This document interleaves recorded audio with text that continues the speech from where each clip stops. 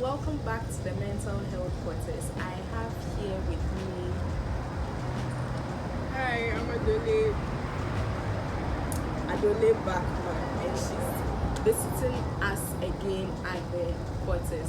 Today we'll be talking about something very interesting, but before we do that, we would like you to share, like, and subscribe this video and hit the bell button so that you'll be one of the first people to get notified the next time a video is out.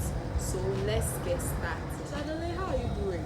I'm good. And you? I'm also good. At this point, you are no longer a guest on this channel. You are a regular person who always comes by. And today we'll be talking about something really interesting. A lot of people haven't heard this term before. Father wounds and mother wounds. Can it go with plural? Or is father wound? No, it's plural actually. Yeah. So actually, let me be very honest. When you told me that this is something that you wanted us to discuss on the channel, I had never heard the term before.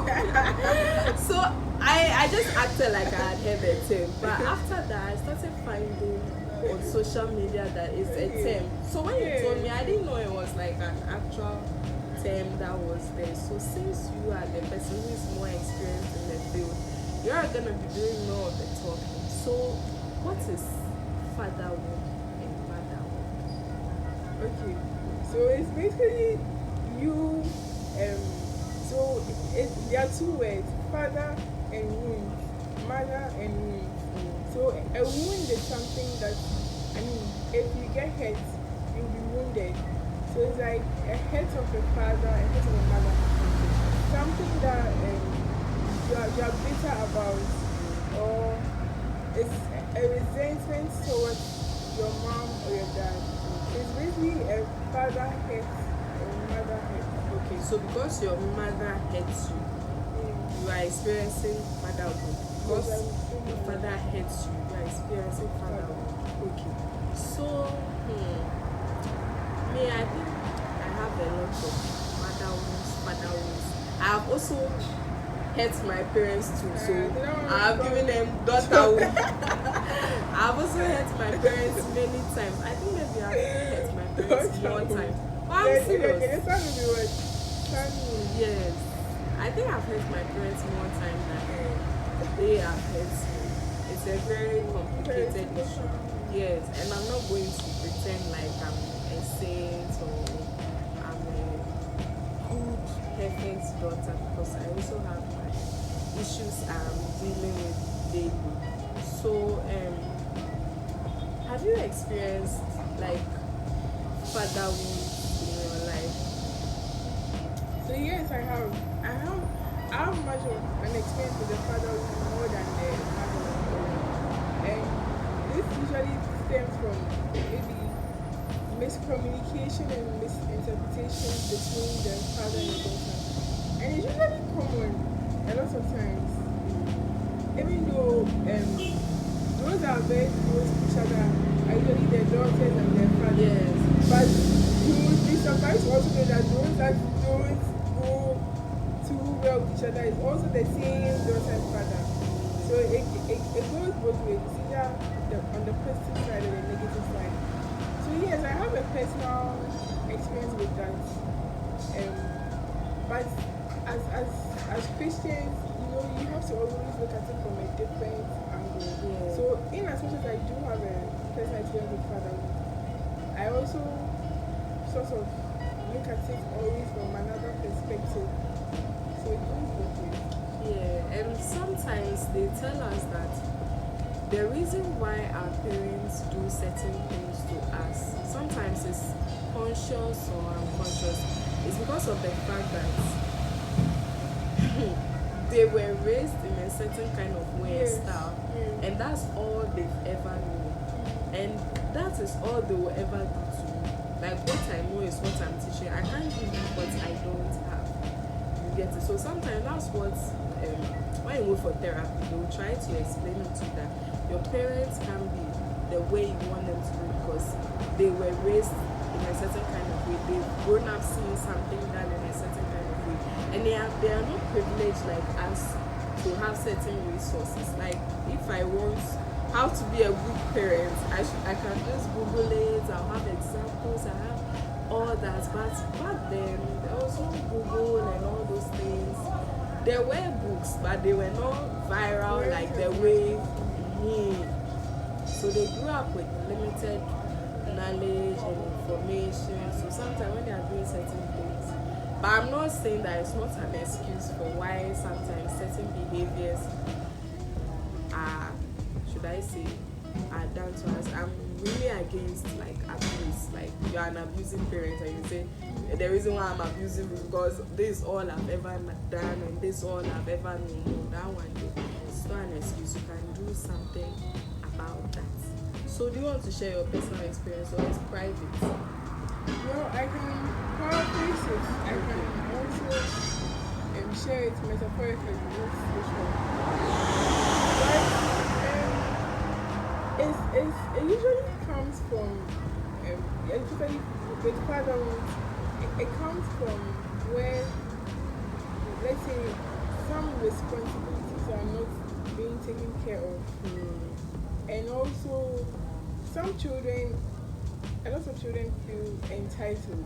I mean, I say this with all humility, but then we feel like you brought us here, so then you are responsible for us. And usually when it's always a conflict between parents and children, where children feel like, yes, we didn't ask to be here.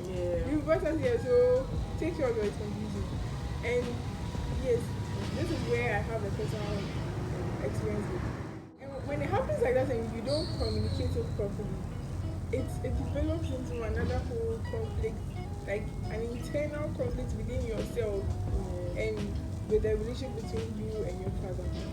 But I have come to learn it in the hard way that there are certain things that you just have to sit down and have a conversation. Like there are certain things that you can actually resolve through conversation. But unlike personally, I didn't do that. So I learned it the hard way. I treated it more like as if I was fighting with him, but it wasn't supposed to be so. So if I'm correcting anyone that has fathers, I would always tell them that have that conversation, have that needed communication. Yes, it can help. It will not solve, it won't be the final solution, but it helps to break down a lot of overthinking and the pain and then the bitterness and the resentment, because sometimes someone can wound you, hurt you, and you end up carrying that pain. And just this week I was reading a book and it was talking about why sometimes people get angry, and sometimes people get angry because they are afraid or they are hurt, and you see them like blow up and you think, oh, this person is disrespectful, but actually it's coming from a place of pain and anger and all that. So me, growing up, I've also had my own share of motherhood. I don't know if I'm ready to talk about it now. I should just write it in a book, but I grew up thinking that I battled with a lot of inferiority complex, which nobody ever knew. I thought I wasn't pretty, I wasn't smart enough, and I always used to wish that my parents would have been able to protect it.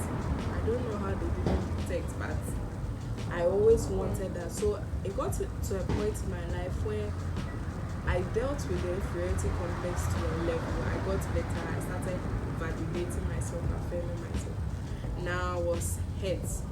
I was angry at my parents that maybe if they had helped me to deal with my inferiority complex, I wouldn't have ended up in some toxic relationships. I wouldn't have done this. And being angry at them for whatever happened, it doesn't really solve anything. Because at the end of the day, what has happened? It has happened already. The only way to move forward is to forgive yourself, forgive them, and move on. And I'm not saying like today you just happen to forgive them. You have those thoughts come back all the time. And this fatherhood and motherhood thing, sometimes it can be a very deep wound that you think you have healed, and then Before you realize, something else will trigger it, and then yeah, you realize your wound has been infected. It's even deeper than you thought it was, and you end up developing relationships with people and be like, ah. So the person might even make a comment like, you have I've forgotten the term they use. I don't know if it's daddy hurt or something. Like, because of how your daddy treated you, now you treat all men in a certain yes, way. and it can affect how you associate yourself with men. Yeah. If you have motherly, it affects how you associate yourself with men. Yeah, exactly. So these kinds of things, I think that they are more serious than we think they really are. Nobody really talks about it. Everybody just talks about, oh, You just have to obey them, yeah, no matter what. Anna your father and your mother, but Well, it's just like that. I think I have something to talk about in respect to that. It is true, like, we are not coming to say that scripture is lying. Yeah, Everything in it scripture isn't. is true. And but it's not, if you actually read that particular scripture, right? Believe that it says that fathers don't Is this parents don't provoke your children to anger. Something like that. It's God honestly was fair to everyone. But it's rather unfortunate how Christians in the body of Christ only emphasize on obey your parents the Lord. Because it comes with the promise, you live long in the land. Yes, we Yeah, and want I've to do even that. heard pastors say something like, God talked about the parents aspect, that it comes with the promise if you hold your back. But it doesn't say anything about children, parents don't provoke us. I've heard people preach like that before. It breaks my heart when a lot of times scripture is misinterpreted. That's not to say I know everything, the meaning of scripture, but I think that if we want to let's take the obey your praise the Lord, and let's also look at the following scripture. I mean, it's right them together. Yeah. So if parents want that equality with their children, they should also make it easier for us to obey them. Because I think some parents make it very difficult to obey them. They are already making it tough, and they would always cover it up with scripture says. So no matter what I'm doing, obey me. But it's not fair. I don't think it's a bit insensitive, especially in an African setting. They do that a lot, and it would always end up making children. This is one of the reasons why a lot of people go wayward, because we are not able to relate with our parents, and we don't want to listen to them because they themselves, because they are living a contrary life. So let's just go into the world and let's mess ourselves up. So it can like, if you don't solve the fatherhood, it can take you. It would affect all your associations, from your social life to your marital life, and if you don't deal with it, it has rippling effects, generational. Like, it can move from generation to generation. You think, oh, I'm good, I don't have any problem, but you have taken your fatherhood into your marriage, taking your motherhood into your work life, and it's a very serious issue. I remember when I used to go for family therapy, some of these things will come up, and sometimes when you talk about it, that kind of thing where your parents think there's no problem but you see a problem. Yes. Like that. And you keep talking and talking about it. It also gets to a point where you get to this breaking point where it's like, you know what, I don't want to talk about this thing again, because I've seen that it's not going to change. I've had that issue with my mother several times where I talk about something. I thought she saw me and heard me, so we are good, we are fine. Then the next time it repeats itself. I'm like, didn't she hear anything I said? And me myself, I'm not going to say I'm a saint, because I know I also play a role in sometimes how I behave. I'm not going to say I'm righteous, what. Sometimes I also fault. So I think that it's something that needs to be worked on. a friend of mine who I had on the channel, Roxanne, she talked about trauma. How this world, whether you are saying you don't want trouble or you want trouble, trauma will come to you one way or another. You will definitely be injured one way or the other, but you just have to make sure that your trauma, you are taking care of it. So this father wounds and mother wounds, it will happen whether you have the best parents in the world, you are the best child, it is bound to happen one way or the other. Your parents will always upset you one way. Sometimes I remember growing up, I used to wish I had some people's parents. Yeah, because it's like, if I was this person's child, God, why did you put me in this family? If I was this person's child, I wouldn't have to deal with this and that. And sometimes you might actually have the opportunity to get to know those people up close and personal and realize that it's everywhere. Whether you are in a Christian home, your parents are super creative or not, you will definitely experience some small form of father wounds or mother wounds. But you just have to make sure that do not allow that wound to get the better part of your joy. It takes a lot of time, effort, but just have to make sure you take care of it. The way Adoley is looking at me, I'm even scared. Because sometimes I'm not going to lie. I'm not going to lie. Hey, I'm going to my microphone. I'm not going to lie. Sometimes I worry about my own parents and stuff. I don't have children yet, but sometimes I read all these books about parenting and all that. And sometimes when I see the things they put there, I'm like, hey, I'm a parent. Am I sure I can do all this? To make sure you raise your child in a godly way. Sometimes I worry and get scared, but God definitely sees us. The last thing I want is to bring trauma from my relationship with my parents or wounds and bring them upon my children. I'm dealing with my trauma too. I'm leaving the rest for Adoley to continue. So, still on father wounds and mother wounds, I think I just would want parents to also appreciate that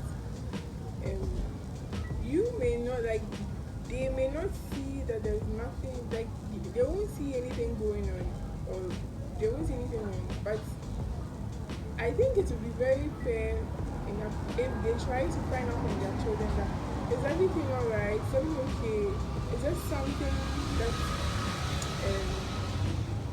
we as parents are not doing right. So it's not African home. Is there something I'm not doing right? Even sometimes parents don't want to apologize. It's like me. Apologize. I'm up in so many years older than why should I apologize? And you know what I plan on doing in future? I would actually want to be having round table conversations with my family, my husband, my children, and we would like to. It would be more like an evaluation where you can decide, like, everyone should talk. Is there any problem? Am I doing something wrong? Yeah. Is there something that you think I can be better at? Yeah. And it would help if parents can initiate such open conversations. It would reduce the level of father wounds and mother wounds and all that's that. Very true. And even though we are always covering it up with African parents and with the African, I think it's about time, at least we, the 21st century, those that are growing up, that we are looking forward to have families in future, we can learn from this, that in future, let's make our families different. Let's try to avoid any chance of father wounds and mother wounds or anything. Because I see on social media, like, people make these jokes and TikToks about African parents and the white parents. You see, sometimes it's funny, but those things are actually we are also still it's continuing. Like, so we are picking it up. Yeah, we are picking it up. And these meetings and safe spaces we are talking about, they need to be regular and consistent. Because you can't come and have a meeting with someone once in a year and think, everything is okay. Or the only time we are having a meeting is when I do something bad. Or the only time it shouldn't be like when you do that, it's because no one looks forward to those kinds of meetings where I know they are coming to bash me. So what's the point of sitting in this meeting? It's very, very hurtful. It looks like an ambush. It's no longer like we are coming to see how we can move this family forward. And definitely what works for family A will not work for family B. There are some people that will tell you we talk best when we are at the beach. We talk best when we are sitting at the dinner table. I heard of this family that when they go out as a family to restaurants, whatever, everybody puts their phone in a basket. No phones allowed because we actually want to have family time. And I remember some years ago, my father used to complain that we don't sit down as a family to eat. We have a dining table which we have put stuff on, and it happens in a lot of African homes. Everybody is eating their food. There's no communal kind of this thing anymore. So let's also be intentional. Otherwise, you may sit in your house and say, "Me, I don't have father window. Me, I don't have mother window. I'm okay. There's nothing wrong with me, and I'm certainly not taking it to my relationship or my marriage or wherever my work." And then you get there and realize that you actually heard about some stuff that happened to you when you were a kid. So let's make sure we frequently analyze ourselves. Why do I behave like this? Do I behave like this, or do I shoot men or women or boys and girls because of this and that? You have to really, really constantly check ourselves. Do you have any final words? My final words would be that as children, we should always have a personal evaluation with ourselves. Like, you should have a moment where you should try to dig deep to find out if everything is okay with you. Are there things that you are harboring within yourself? Is there any guilt or resentment that you don't talk about? And you should try and resolve these things. And if, as parents too, we should create that space where we can have, children can come to you and then have any conversation that they want to have. It shouldn't just be about academics, or it shouldn't just be about work, but it should also be about our social lives. It should also be about our emotional life.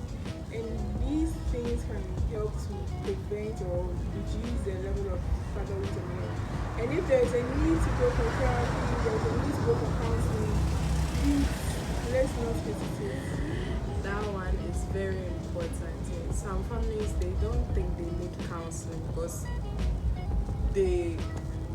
sometimes people think they are okay. You only go and see a counselor if you have it. Yes, but most counselors will tell you it's best to come when you think things are okay, because sometimes you may discover that things are not really okay. And when you talked about digging, it reminded me of something that sometimes when we speak to our grandparents or people who were alive when our parents were growing up, it can help us to understand why our parents behave in a certain kind of way and have some level of empathy for them. Because sometimes our parents do some things we just don't understand. Why are they behaving like this?